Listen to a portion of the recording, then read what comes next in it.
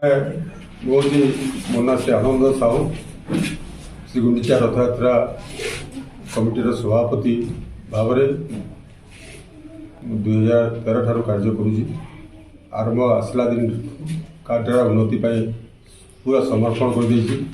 मौसी मंदिर भंगा छपरा घर थिला पक्का घर प्रयास कर आज मुख्य उद्देश्य है जेहेतु रथयात्रा महोत्सव अवसरी मैंने ये अंचल आम चारिटा पंचायत गंतिया मैंने जो रथार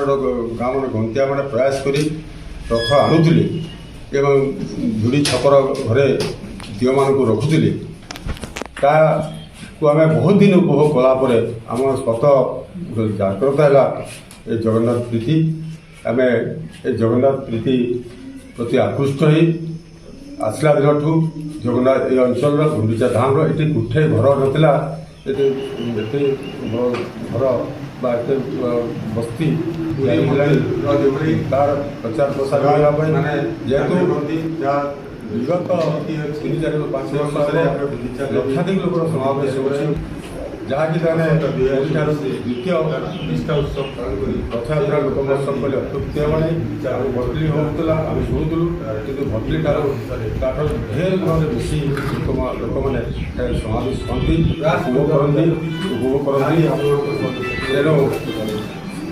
प्रसार प्रसार कर किभली भाव सरकार स्वीकृति पाइब से आपम प्रसार करने कौन डिमांड रही कौन बाकी डिमांड रही आम सरकारी शक्ति दरकार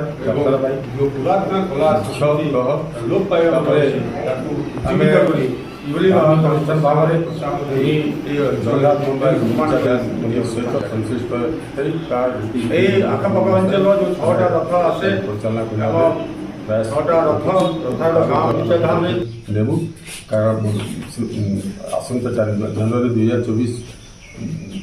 मंदिर प्रतिष्ठा समय आम प्रयास करूँ केवल आम सबुठ बड़ जिन आमको सरकारी स्वीकृति माना किसी आयर सूत्र ना केवल लोक मान दया लोक मान जो साहाय्य सहानुभूति ये यात्रा चली ये अंचलवासी किसी